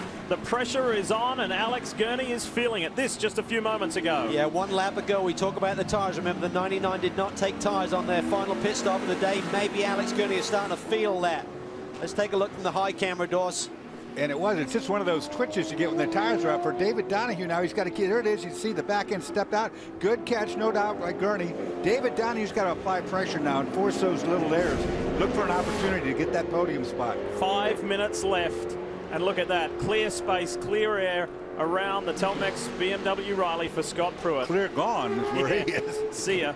There's the 2 of Alex Tagliani. He set the quickest lap of the race just a few laps ago. Yeah, he did. He took those fresh tires, and he is on it. He's really running some fast lap times. Just that little incident earlier in the race with Popov got them behind the 8 ball. They needed a yellow to get back in the game, but the 60 car currently running in 2nd. Oz Negri, he is running on fumes right now, trying to get to the checkered flag. He may have hit pit lane this time. Well, they're pushing it for a yellow is what they're doing. I mean, he didn't stop when that light came on. That usually 1 lap to go. He's gone past there. He goes right now for pit lane. He stretched it as far as he could, looking for that help. Boy, they just needed a little bit of help. What a shame.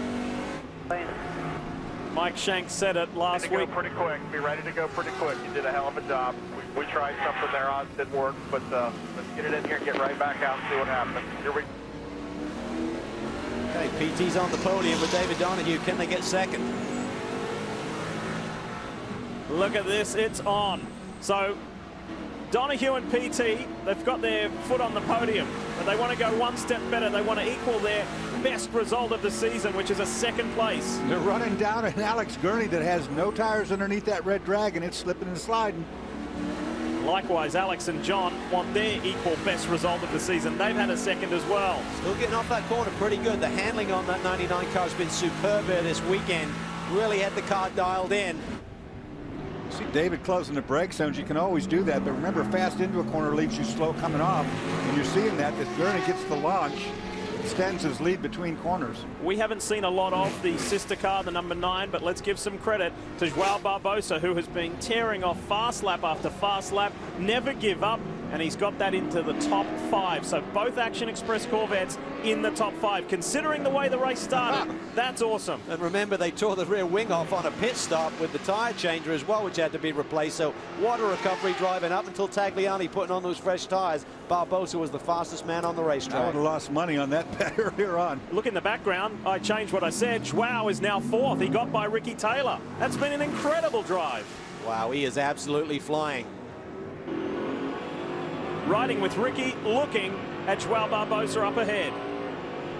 João has been so impressive. We've known him for years, running over at Le Mans, running in GT here in the Rolex series for a few years. But boy, he is really a man on top of his game now. Essentially the team leader there over at Action Express. Such a quiet guy. He's easy to miss until you put him behind the wheel, and then boy, I mean, he gets the loud pedal down.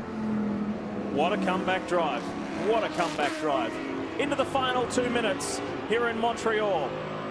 Not sure if Ricky Taylor's car got damaged at all in that contact with Ryan Dial. It was a light tap, so I wouldn't suspect so, but lost a little bit of track position there. Here's our leader. What a job by these boys today. That car has been hooked up.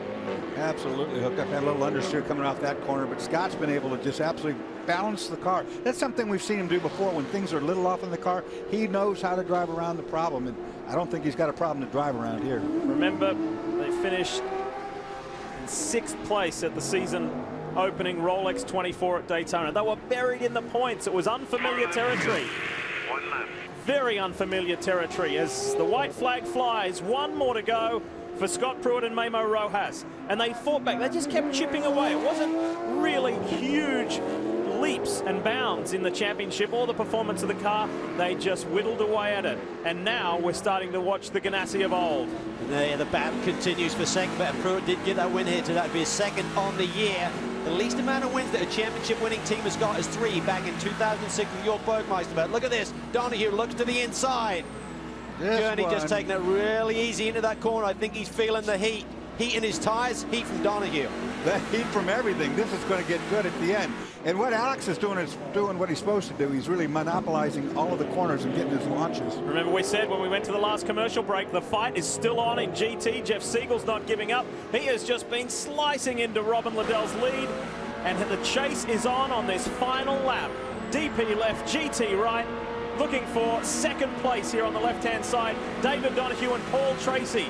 There's going to be a Canadian on the podium here, and the crowd will love that. When you're down on your tires like Alex Gurney is right now, what you have to do is slow your car, over-slow your car on the entry so you don't slide, and get the launch so you can accelerate off. That's all you got to work with. That's why David Donahue rams up the back every time he gets in a brake zone. Been a great performance by Alex Gurney, but we saw the disappointment at Watkins Glen in the 6th hour when he finished 2nd there. They want victories. For Chip Ganassi's boys, Memo Rojas and Scott Pruitt. The last time they won here, they won the championship. And now, an awesome job is the way to describe Pruitt and Rojas in Montreal. And they get Chip Ganassi's 150th win. The fight is still on for 2nd. Gurney defends to the inside. Donahue thinks about it now. Could be too late. Oh, he gets really tight there. Oh, that's Gurney checks him. Sprint for the start-finish line. Never call it early, Lee. Exactly. Well done to those guys. That was really entertaining stuff. And Alex Gurney, John Fogarty equal their best result of the season. You're right on board the FXDD Ferrari with championship leader Jeff Siegel. Is Robin Liddell going to have enough to get his 4th victory on this circuit? I think he will, because right now Jeff Siegel knows he doesn't have to go by that car to help the situation in the championship. It's tight, though. Look at him run. Jeff Siegel always thinks about the big picture. This is going to be a tight one down in that final chicane. Robin's going to be feeling this heat. He's going to have to defend, I think, to the inside. Remember, Jeff Siegel spends so much time here in Quebec. He teaches and coaches at the Ferrari Experience at Mont-Tremblant, just up the road. He would dearly love to win here. Goes to the inside. No. Wow, Jeff Siegel all the way to the end. But if you want to win in GT here, you go and talk to Robin Liddell. It's win number 4 for Stevenson's main man. Great job. What a comeback drive for the Ferrari, though. That was very entertaining. And that is a little sweetener for Mike Johnson, Johnny and Susan Stevenson, and that entire Stevenson group. Well done, John Edwards, Robin Liddell. But up front, Pruitt and Rojas again. Time to take a look at those results, and we start with Daytona Prototype's second win of the 2012 season for Memo Rojas and Scott Pruitt.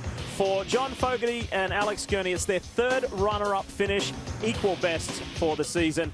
And then for Paul Tracy and David Donahue, for that number 5 car, it's their 4th podium of the year. Time to show you the eHarmony.com move of the race. And it was pretty simple because not only did it affect the outcome, but it affects this championship big time. And there it is, Ryan Dial just getting loose, getting taily, and Scott Pruitt taking the lead. Yeah, just fighting the car all day long and doing a brilliant job. Scott was through in this excellent execution on this final pit stop. Just no mistakes here, Scott. You're clear out, no pressure. That, for me, was the call of the race. Clear out. We've got a huge advantage. No pressure. It's time to celebrate in victory lane, and Chris Neville is there. Yeah, Lee, you said it earlier. It was Michael Andretti who got the first win for the Ganassi organization. And when the record books are written, it's going to be Scott Pruitt and Memo Rojas next to win 150. These two up on the car. All the photographers down here taking pictures. What a great moment for this team. Just in a different league today, able to just drive away from the competition. And Scott, you've won so many races, so many championships. Now, when the Ganassi record books are written, your name and Memo's name next to win number 150. How special is that? I couldn't be happier. The whole Ganassi, Telmex, BMW, everybody's just done a terrific job. You know, this is a big win for us. You know where the championship's been. Hi to my family at home. This truly was incredible. Memo did a great job. The Ganassi guys, Timmy, we hit our marks. We did what we had to do. We had a terrific car. Kept our nose clean and brought to the checkered flag. Memo is the crew that got you out front on that first pit stop, then kept Scott out front on his pit stop. How important were those guys this weekend? It was great. You know, it was one of those weekends where strategy worked great. Everybody drove well, and we had a great car. So I'm so happy, especially at this point in the championship. Well, they closed up on that championship. Ryan Dial closing up on them at Watkins Glen. They stretch it out here at Montreal. Look at that, 150 for the Ganassi organization. And Scott's 38th win, Memo's 25th win.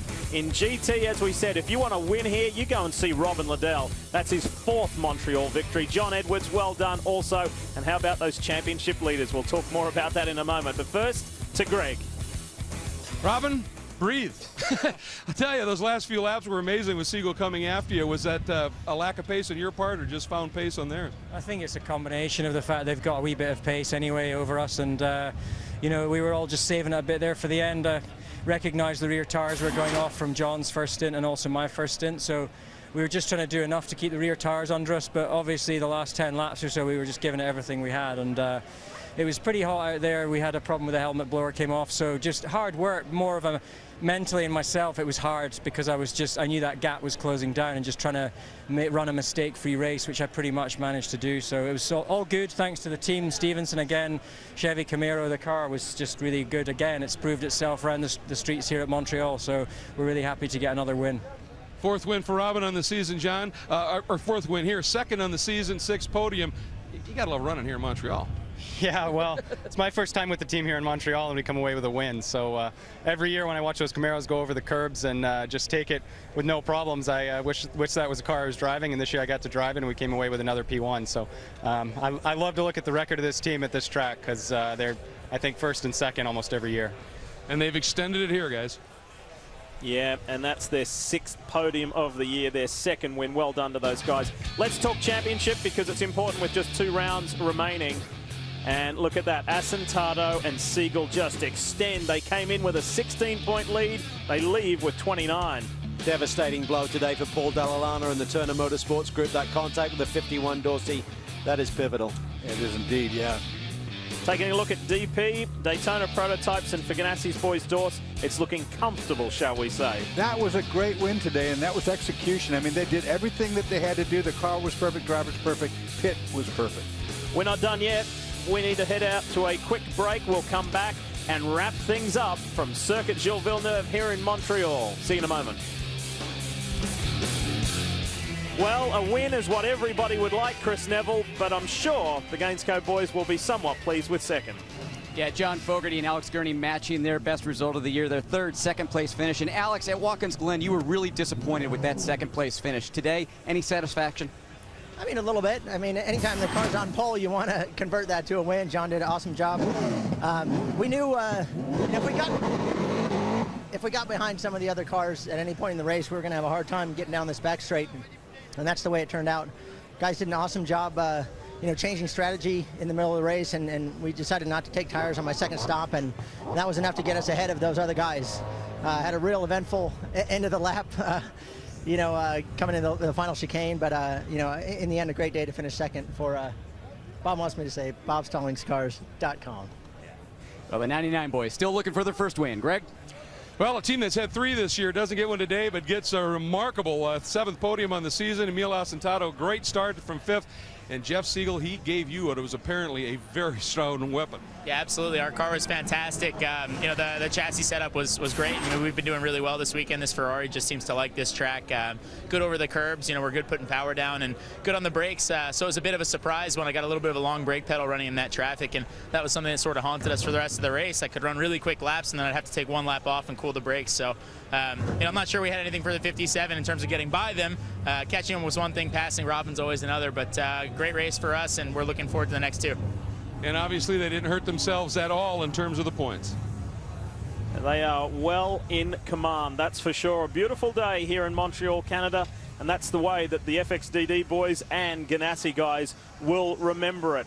Not as action-packed as I thought it may have been, but as far as the championship, 2 crucial results for those top 2 teams. Yeah, absolutely. The guys in second spot, both the 8 in DP and the 94 in GT, had disastrous days, Dorsey, and that's really spread the gap with 2 races to go. It's spread that gap, but it's not over with yet. You said right there, 2 races to go. Don't miss these last 2 races. It's going to be right down to the wire. On 2 very contrasting circuits. That's right. I mean, they're both high downforce tracks, but certainly the Rileys feel they can be a weapon at Mazda Raceway Laguna Seca. Lime Rock, that's a bull ring. That'll be fun to finish out the season.